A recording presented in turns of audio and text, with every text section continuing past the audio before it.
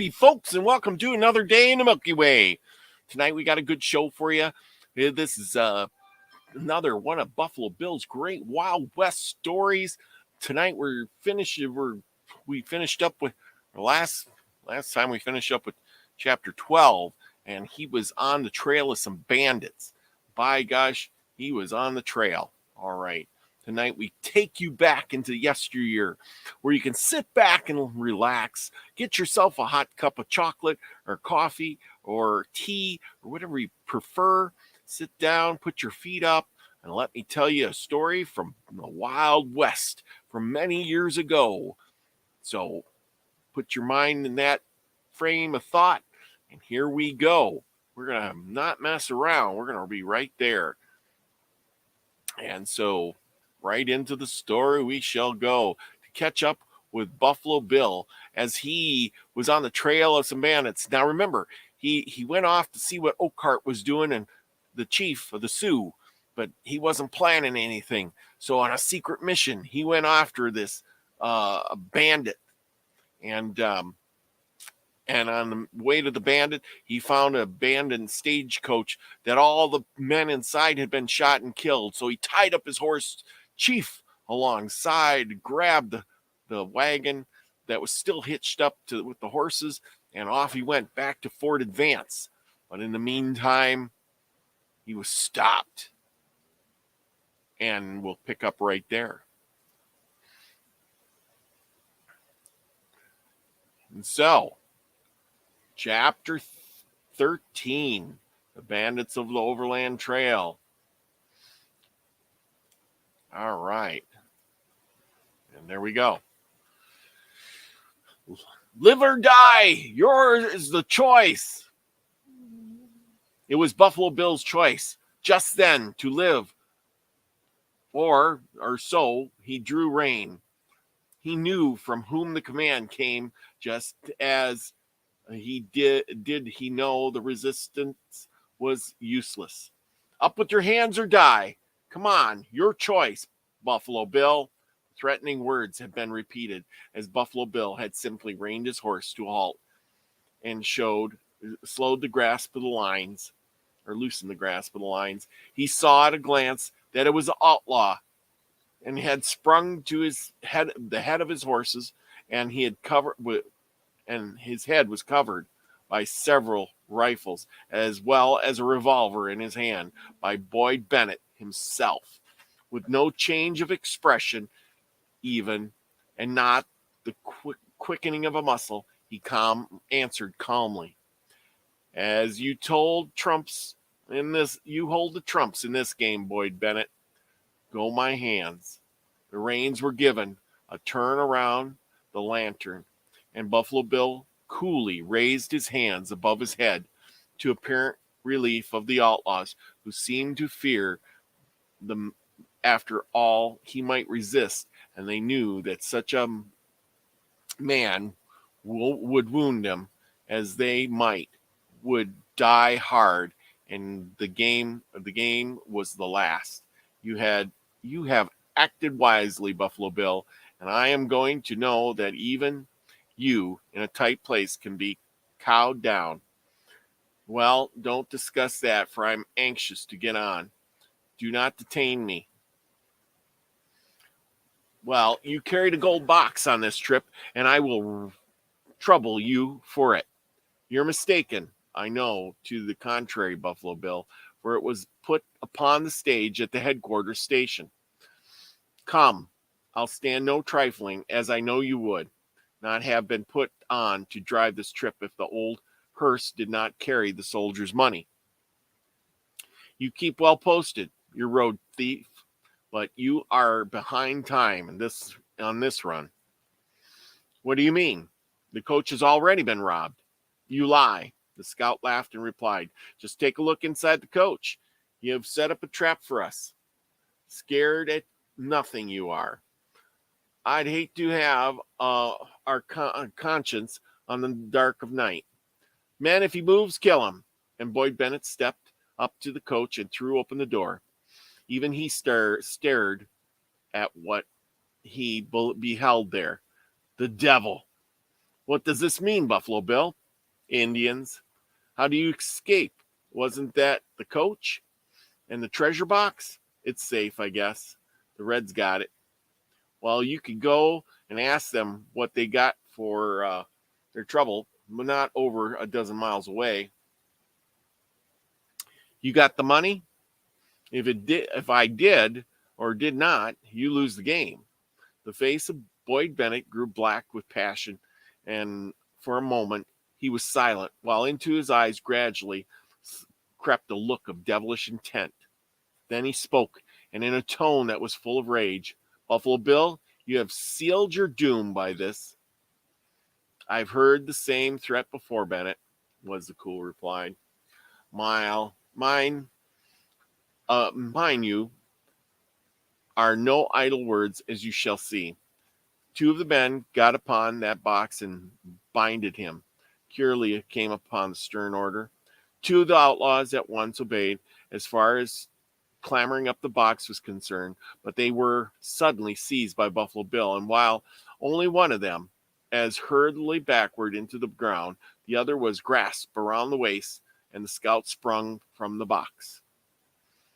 As they alighted, Buffalo Bill had drawn a revolver. Of course he'd have drawn a revolver. He's Buffalo Bill. What do you expect? And was throwing it forward to fire upon the outlaw chief when the weapon was knocked from his hand by a blow from behind, and several of the bandits threw themselves upon him. Upon your lives, do not kill him or harm him, shouted Bennett, springing forward to join in the fight for mastery.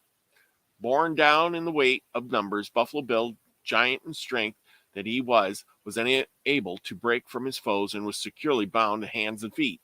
Then the bandits turned to their chief for further orders, and the look of fiendish cruelty upon his face proved that he had formed some diabolical plan to avenge himself upon the old-time foe who had so cleverly thwarted him from seizing the government money.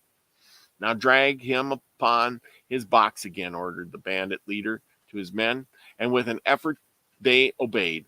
Lash him there, was the next command, and Buffalo Bill was firmly tied to the box. Now throw the reins loosely over his footboard. This order was also obeyed. Buffalo Bill, while looking calmly on, evidently anticipating the crime his enemies intended, yet uttered no word, with not one atom of fear in his fate visible upon his fine face. Having executed their work by lashing Buffalo Bill with lariats firmly to the box seat and his feet to the footboard, the outlaws turned again to their cruel captain for further orders. Hold on, Bennett, before you go too far. The cry came from the stern lips of Buffalo Bill. The outlaw turned with a wicked smile upon his bound prisoner and asked, with what do you threaten me, Bill Cody? The worst fate that ever met mortal man if you dare to commit the deed you have in view, with the bold reply. Dead men tell no tales, Buffalo Bill, sneered the outlaw. Oh, yes, they do, for my fate will soon become known, and you'll find that there are men who dwell in the border that will hunt you down to worse than death that you visit upon me. You know, then, that I intend shall be your doom, it seems. I do? Well, what is it? To lead the horses to yonder fork of the trail, turn them loose, and force them down Breakneck Hill. You are right, Buffalo Bill, for such is my intention, was the bold reply. Chapter 14. A Friend in Need. Buffalo Bill's face was pale under fiendish threat of the outlaw leader, yet he did not show an atom of fear. He knew the man, and had he a bitter hatred for him. He knew also that it was no bluff on the part of the outlaw to frighten him into giving up the government treasure. For he did so. Boyd Bennett would still settle the score against him, as he had sworn to take the life of the scout. Then Boyd Bennett said, my handsome plainsman, I have not forgotten that some time ago you captured me and sent me to prison, where you deserved to go as a horse thief and a cutthroat. was the fearless response. The outlaw leader laughed slightly, for he felt that his time of revenge had come, and without reply, he turned to his men and asked, "Is all ready?" "Yes, Captain." Unfastened the splendid white horse from alongside the leaders, for I need such an animal in my business. "It is done. Now, Buffalo Bill, straight for the breakneck hill you go, and if these horses do not carry you down it at speed that will smash this old hearse to atoms and break your neck, I'll give up the road agency business and turn parson," said the outlaw leader in a cold, heartless voice, and a look that told the joy he felt in his anticipated revenge. "I ask you to give up such a cruel revenge. Shoot me instead." And Buffalo Bill spoke in a low, earnest tone that proved he had no fear of death. "No, Buffalo Bill, I send you, your horses, the hearse, to the devil together. Here, men, lead these animals to yonder fork of the road and then turn them loose." The outlaws obeyed. Buffalo Bill was pale, stern, silent, and fearless. 100 yards along the overland trail, the trail forked to the left, and long before had been used until, by cutting and washing, the hill had become utterly impassable. Half a mile beyond, where it branched off, was a long and steep breakneck hill, and down this, where hardly a four-footed beast could pick its way, the bandit leader intended the horses should be driven, dragging the stagecoach after them. "Now, Buffalo Bill, your life ends here," cried Boyd Bennett savagely. "All right, and the boys won't forget how I died," the reckless response. "Turn 'em loose," shouted the bandit leader. The men at his bits sprung along the side blows were going. The leaders were set them going. Yells and shouts frightened them, and the animals bounded away amidst the shouting of the cruel outlaws and trampling of hoofs and the lumbering of lumbering wheels. And dashing wildly after the flying coach went Buffalo Bill's faithful white chief, who had broken away from the outlaw holding him. Not far away from the scene of deviltry uttered the part of the outlaw leader just about the time the stage horses were turned loose, for their wild fighting horseman was crossing a tract of prairie and heading to a line of the hills, raging, rugged, and wild, that loomed in the distance before him. Though alone upon the prairie, far back in his mind were visible other horsemen upon the trail. At first glance, one might thought it was a clutch that one in advance, being pursued by a score of Indians in his rear, but a second look would have shown that was the difference in human nature and horseflesh, caused a long space to separate the leader and his followers. The rider was dressed in his cavalry fatigue suit, fluffy pants stuck in his boots, and a slouched hat pinned up with a pin of crossed sabers and a gold cord encircling it. With upon the shoulders of his jacket were straps showing rank to be that of the first lieutenant of the United States Army. His face was daring to reckless and resolute sternness, though there were a kindly look in the flashiest eyes. He was armed with cavalry sword and a pair of serviceable revolvers.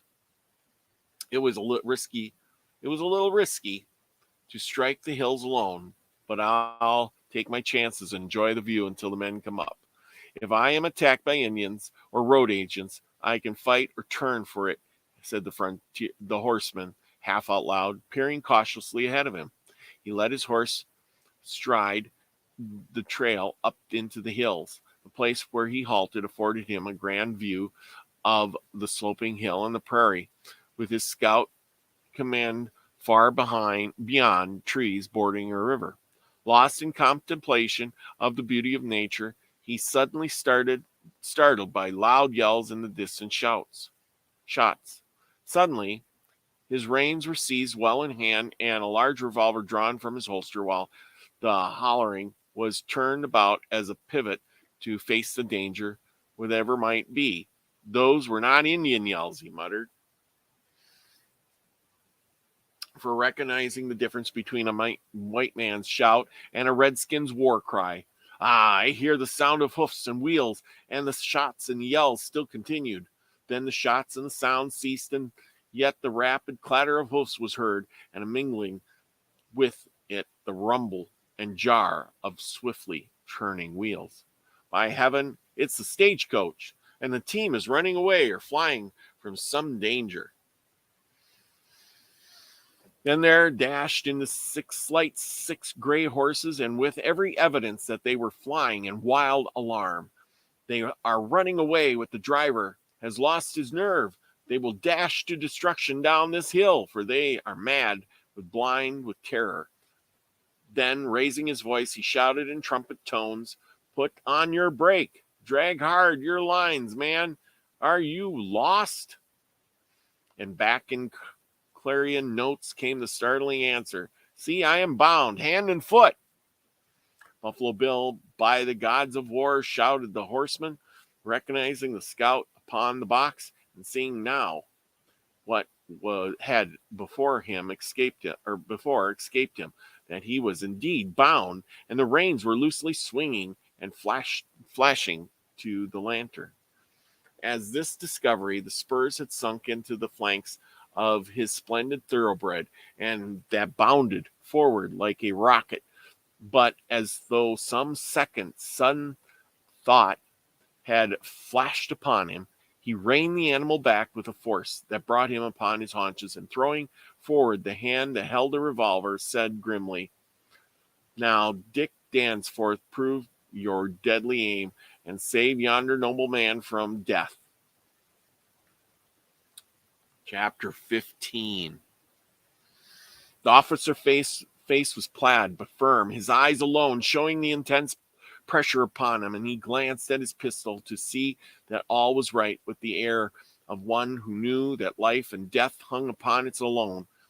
Straight forward him the maddened horses were coming with a terrific rush of speed, and had even the bound man in the box then been able to seize the reins, no human strength could have checked them in the space between them and the hill.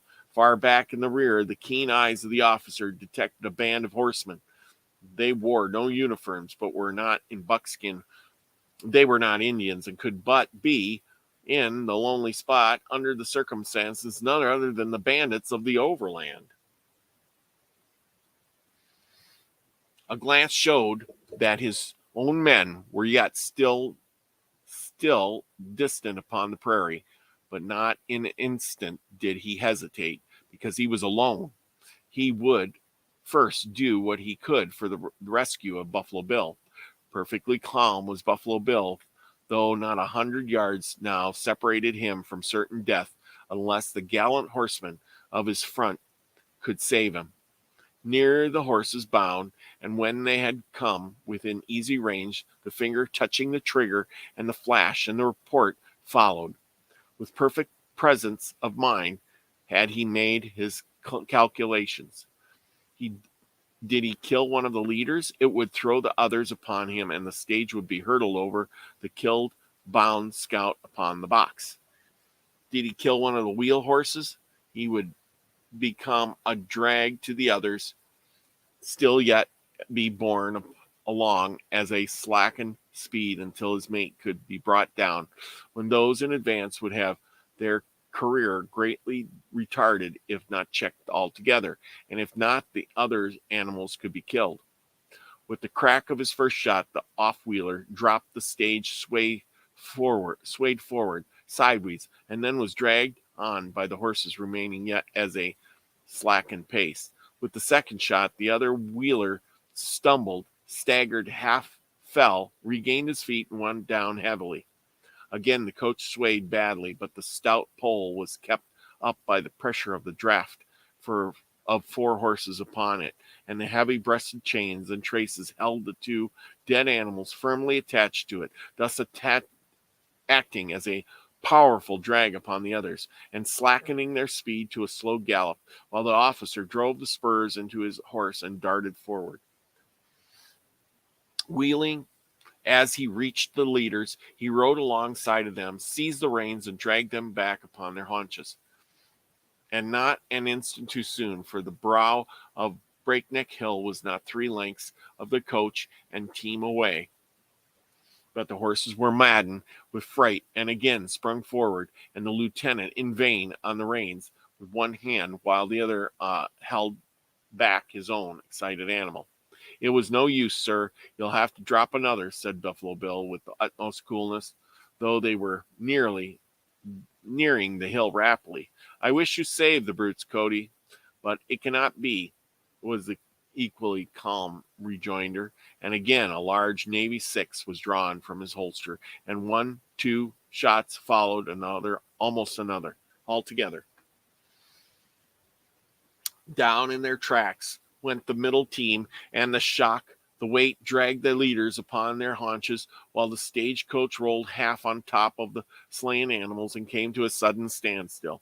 "Quick as you are alone, you had better fly, for see yonder comes my foes," cried Buffalo Bill, glancing back at the band now coming forward at a rapid run.